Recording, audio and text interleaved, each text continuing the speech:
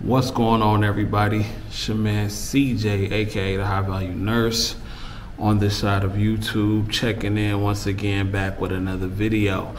Now, this is not going to be a real long one today, but I wanted to chop it up with the family and just get y'all opinion on some things, and maybe y'all can help me out. And I don't know, I'm not sure, I'm uncertain. Today I received a job offer from a hospital here that's not too far from where I live at, and I've never worked in a hospital before as an LPN. Now, here's my thing. If I take the hospital job, I will take a pay cut. But on the flip side, I get the experience. So let's just say a few months pass by, I get used to working in the hospital, I get the hospital experience.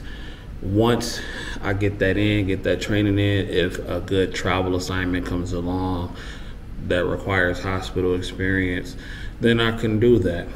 And ultimately, my goal is to get into the ICU. But I'm not sure. Should I take that pay cut? Because as you know, it could be a while before I even get it. Well, I'm already accepted into the program, but it could be a while before I get going. So with that being said, would it be worth it? Do you think it'll be worth it to take the pay cut? Now, it's a contingent position, which means I would go in, require like 2 days a month or something like that. But I will probably actually go in more than that to get the training, and just so I can get a hang of how things go, and just for the experience. And again, this hospital that I'm talking about is one of those hospitals that they say great ICU nurses are made. So it's a foot in the door. It's a floating contingent position. I don't know if, obviously I probably wouldn't be working ICU. But I don't know, maybe I could assist the RNs in the ICU, maybe I could train, I don't know. But regardless, it's a foot in the door. So I'm really trying to figure out if it's something that I should do. I'm not sure, because that means that I take a pay cut, and any of that time that I'm spending in a hospital, I could use to be working towards my contingency job, which is paying me almost double what I'll be making at the hospital. So I don't know. Just something to think about, something to ponder about. That's something that I've been wondering if I should do or not. Let me know in the comments. You think I should take the gig? You think I shouldn't take the gig? Just let me know how you feel in the comments. Now, I also wanted to come talk to y'all about the pros and the cons of being a per diem nurse, PRN, per diem nurse. Now, I don't have a list in front of me. This is coming straight off the dome. I can't really see a lot of negatives, but I'm going to give you some of the ones that I can just think of off the top of my head. I think one of the big cons about being a per diem nurse is that you can get canceled.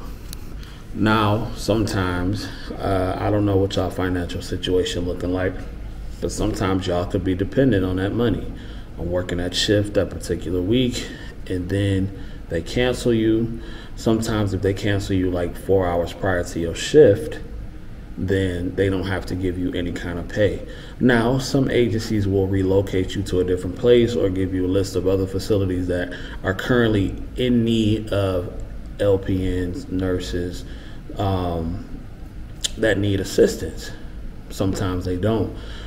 That's why it's always good to sign up with a couple agencies. I would say at least 2 at the most, but I know nurses that are signed up with like 4 or 5 agencies, you know, money just coming from everywhere. But I like to stick with like 1 or 2, just so I know. But I vet them. And when I say vet, I just look at the track record. Do their facilities have a track record of canceling shifts? Do they have a lot of facilities? Do they offer overtime? What is the base rate?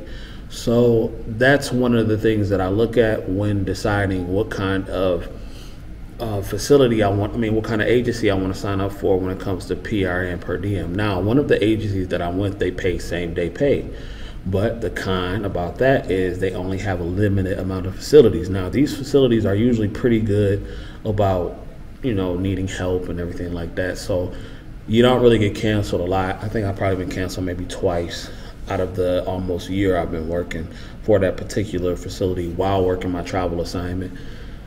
So, I mean, it's cool. It's cool. I would say another con would be you can get floated anywhere. So let's just say you work at a particular facility for agency for like a week straight, right? You work at the same place. So you're used to a certain unit. Let's just say you work there, you picked up 4 shifts, and out of the 4 shifts, you work 3 at one particular unit, and then they just move you. Well, that's just how it goes. You are agency. You are there to help. You are not staff. Staff usually gets first say on where they want to go.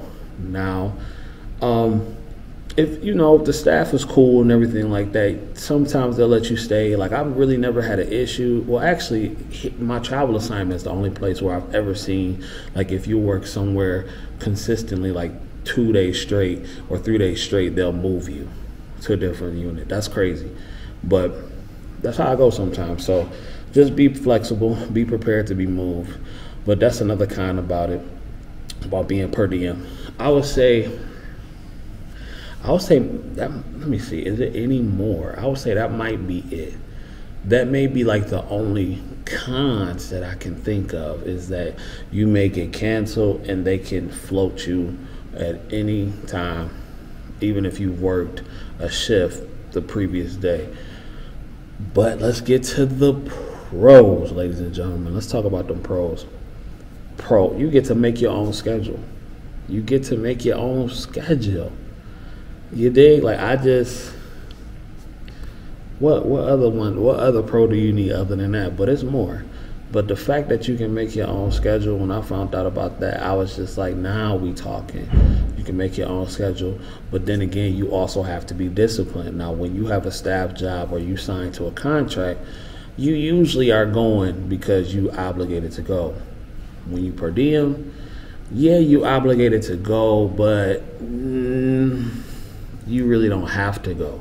You know what I'm saying? Or you're more likely not to go. Or if you just don't pick up any shifts for that week. If you just like a pick up as they go, you'll be like, I would pick up today. I don't know. So just be aware of that. Try to stay as disciplined as you can, because when you work per diem, it can test your discipline. Because some days you're going to be like, well, I don't got to go nowhere. But make sure y'all go to work. Get that 60-hour in. Speaking of 60 hours, I'm finna be grinding. I work today, I work tomorrow, and I work Saturday. I'm recording this video February 3rd. I work Saturday. I'm taking Sunday off to do my show. And I'm working Monday, Tuesday, Wednesday, Thursday, and Friday. You dig what I'm saying? 60 hours on top of the 36 that I'm putting in right now. Bruh, it's going down. But we gotta get it. We gotta get it. We gotta get it. We high value over here. And what that means is we working to get to where we need to go, becoming the best version of ourselves, on top of going to the gym, on top of planning vacations, on top of providing y'all content. I'm coming for the championship.